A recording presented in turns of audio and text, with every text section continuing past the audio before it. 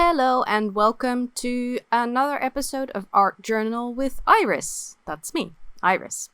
So I am working in my junk journal, and here is a page that I had already done some scribbling on. I like kind of doing that occasionally where maybe when I'm creating the journal, I will just add some scribbling or some paint to pages just so that they're not so empty.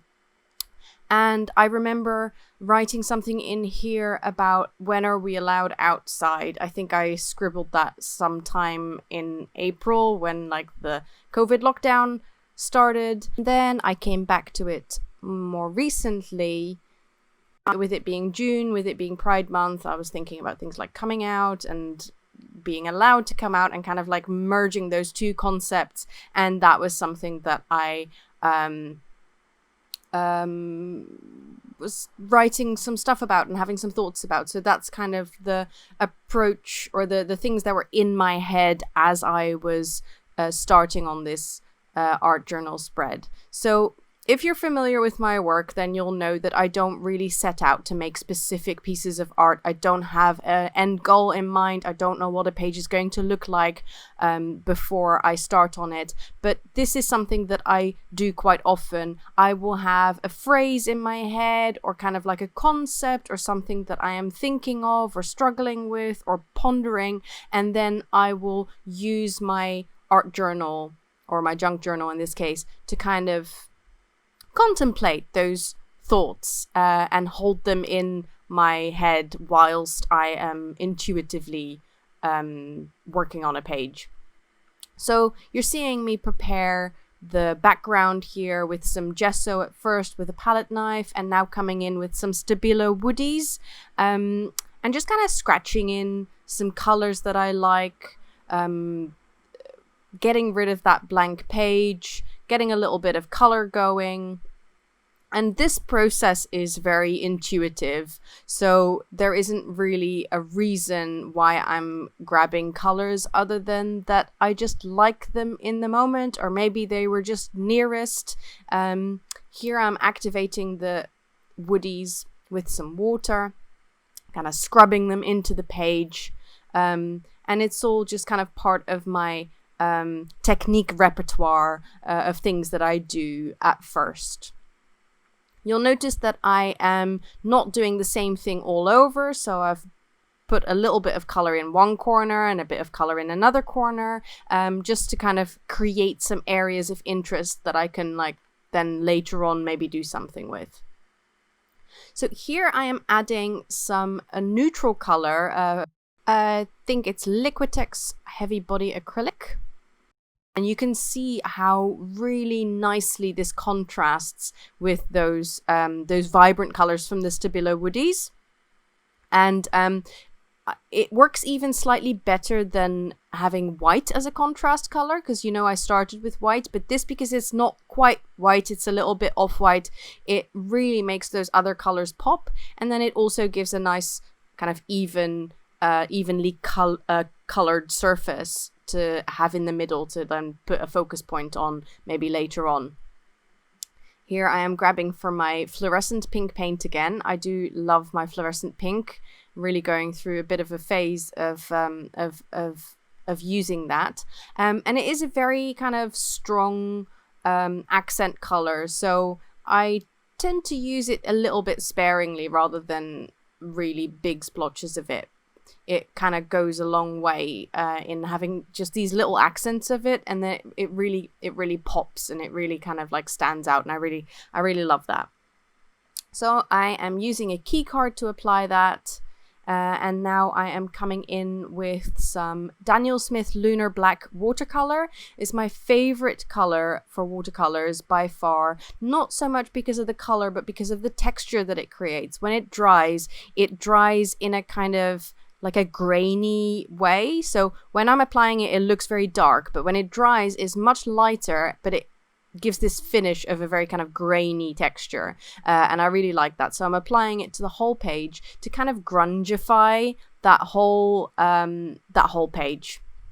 So like a lot of the techniques that I use are kind of ways of creating texture and grunge, and they are just kind of like subconscious tools in my toolbox, rather than like having a specific goal or idea of what I want to do. It's more about kind of getting the hand moving and kind of being with your thoughts and kind of letting things come out that will come out, kind of like automatic writing, things like that, like trying to access the subconscious, but without looking at it directly, because I think that if you try to look at it directly, it will often like get scared and run away. So here I am adding clear gesso just all over the page, and I'm applying it with a key card to get nice even layer, and then I will let that dry, and it will give a really nice grainy texture to then work on top of, and it will also kind of protect the layer underneath, so that all of those nice semi-opaque and translucent layers all stay they stay in place and the colors stay vibrant. So here's another one of my favorite techniques that you'll see me using all the time, which is taking a pencil. This is a very sharp pencil, like a very hard pencil, an H6, H7, something like that. And just doing kind of scratching all over the page. Switch to a black Fineliner now, and I think at this point I had an idea of doing stems and flowers, which is a pattern that you will see coming back into my work again and again. And I use the paint straight from the bottle, and I use the tip of the bottle just to kind of create little circles, and to create very simple suggestions of flowers.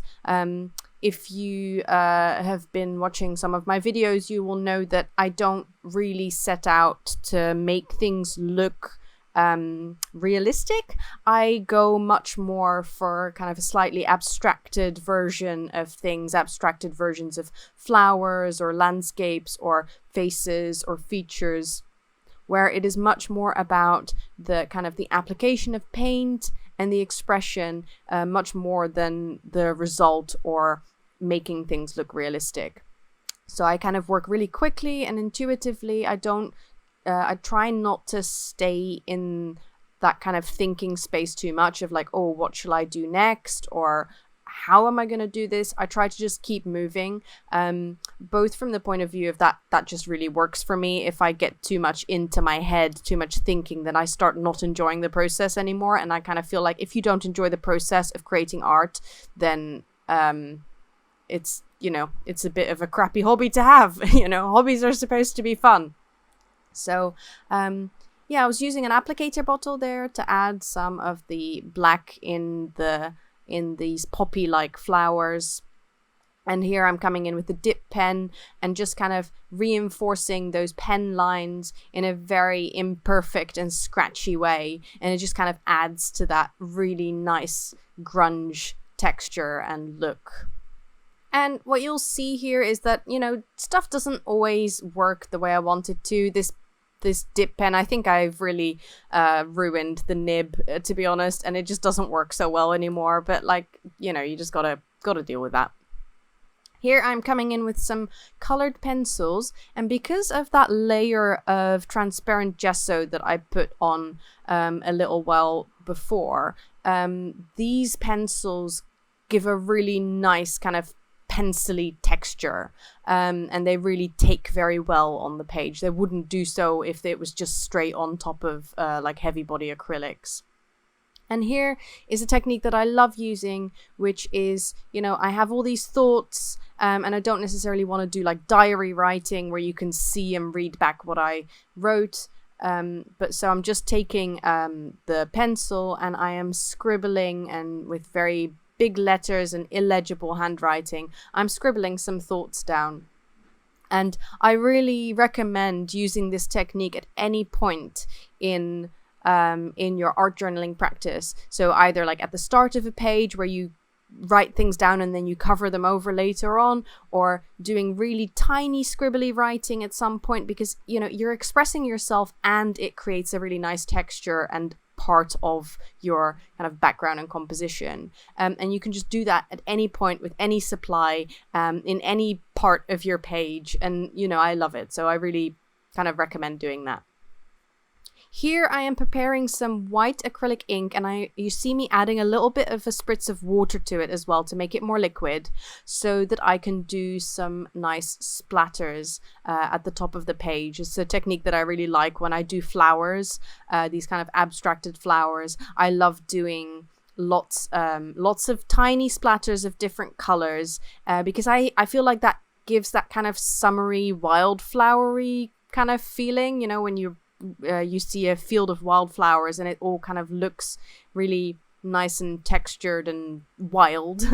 And I feel like that doing these splatters really helps with that. So I just load up the brush and then I just gently tap it, and you get, you know, like at the beginning you get big splatters, and then as the paint has come off of the paintbrush you'll get smaller splatters.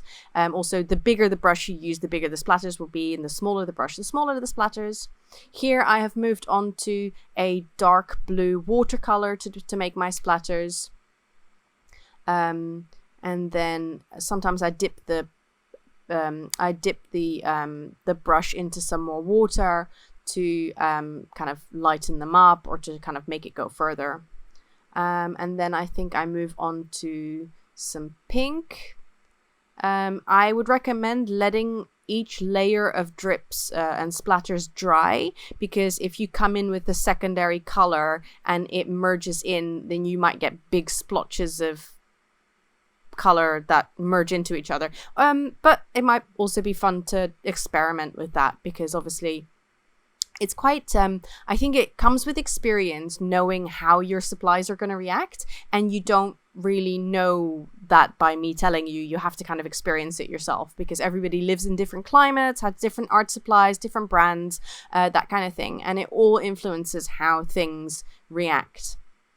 So that was just a little bit of a watercolor marker, I think, and here I am coming in and adding a face. So I kind of worked on the background first and then added those flowers, but I really did want to do a face as well. And I kind of like this kind of backwards way of, like, back to front way of working, because that way I kind of felt like things would, I don't know, they just emerge organically. And the way I was doing this face, drawing this face, was also a little bit back to front. Usually I start with the eyes or with a face shape of like oval, but I kind of went in with that face shape first and then the cheeks, and then I added the eyes. So it's kind of like, you know, once you kind of know the rules, quote unquote, you can start breaking them.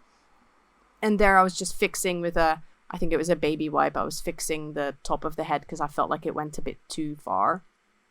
And so I'm using very scribbly lines. It's all very imperfect. It's just kind of like a quick way of expressing, and not really getting too stuck into perfection or symmetry or what do eyes actually look like or what are realistic cheeks. This is just much more of my own kind of way of expressing myself. And here I am accentuating some of the features. So I came in first with the for the cheeks, and then the eyes with the red paint marker, paint pen. And this is my catalyst tool, which will smudge the charcoal and kind of gets everything integrated into the background a bit more, gets everything looking a bit more imperfect, so that I can then work on top of it and really start layering things one after the other, so you get that really nice and complex depth of a face. And you can also still see those vertical lines from the pen, from the stalks, from the flowers that I did at first, and you know, it all kind of just becomes part of it. I've really over the years wanted to embrace kind of like all the layers and all the complexity and all the imperfection, so that it doesn't stop me, so that when something is in the middle of the face, or when I make a mistake, or I do something that I didn't really mean to do, that it doesn't stop me and makes me go down this rabbit hole of, oh my god, I ruined it, or like this is horrible, or whatever. Not to say that I don't have those feelings sometimes. I do get attached to my work and what I'm doing in the moment, but by kind of really on purpose embracing the imperfection, you can really kind of become more playful and a bit more laid back about these things. So yeah, you saw me using a paint pen to accentuate that left eye, and now I'm coming in with white acrylic paint to just paint in some of those highlights. Highlights really make a face pop, really make it stand out from the background, give it depth, give it interest, and I think that's a really important thing to remember, that even when you've got like a messy style and it's very grungy and it's all very textured, that there are these things that you can do to kind of make certain elements stand out.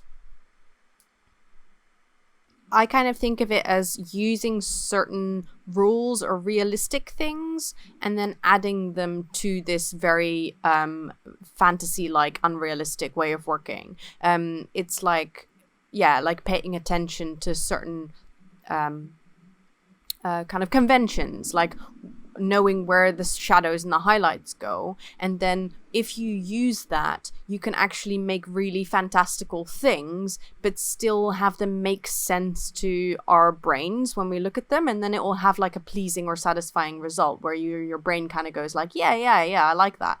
And obviously you can play with that as well.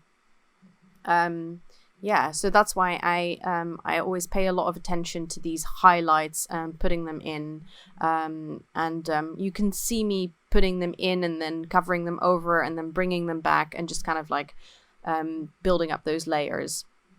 So I went in with a palette knife, which is very rough, and then I'm kind of coming in with some more detail using a brush. And this is a bit of fun, actually. I always do this purple hair, but please leave me a comment below and suggest a different hair color that I can do on my next video. Who knows? I might pick your suggestion and we'll do a face that does not have purple hair. That would be fun. So yeah, leave a comment with your hair suggestion and help me step away from the purple. I do love this purple though, very much.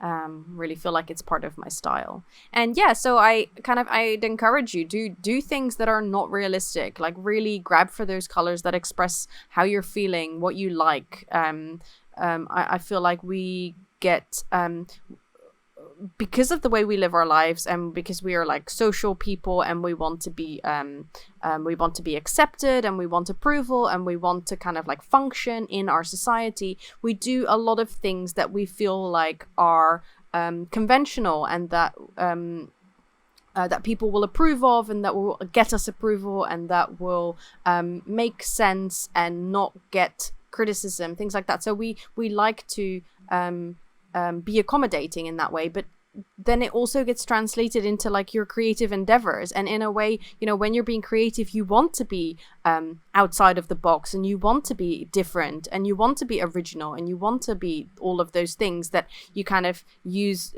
a lot of time. Usually you're suppressing those things in your kind of like your ordinary life. So it takes time to unlearn these things, and it takes time to really dare to be spontaneous on the page, to kind of relearn that spontaneity and that daring nature that everybody has when they're kids.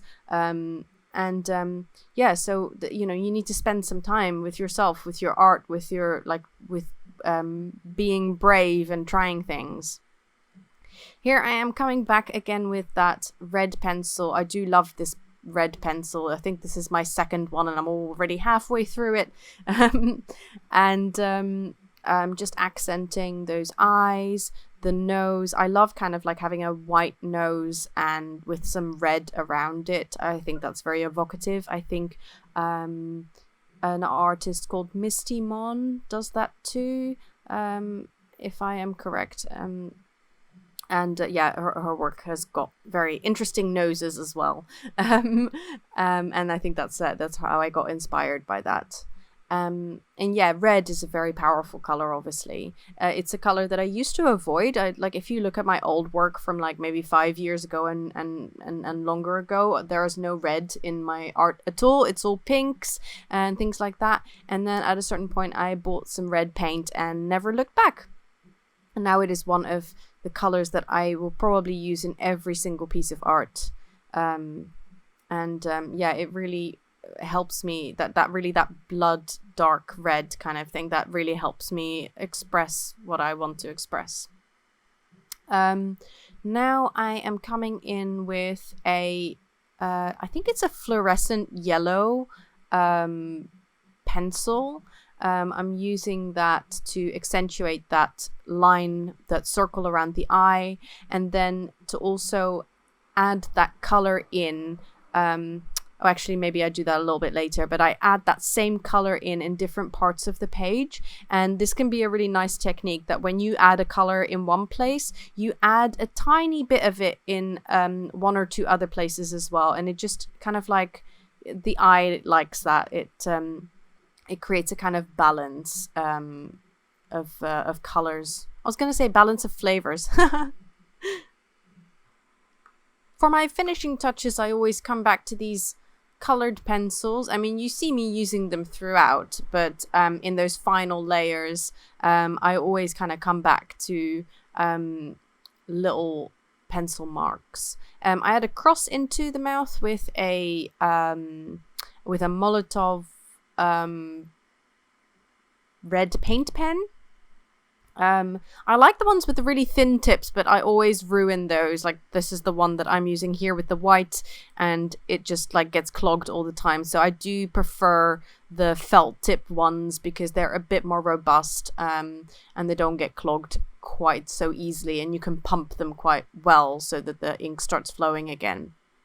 As you see here, I didn't get on very well with my with the really thin one, because the ink just doesn't flow anymore.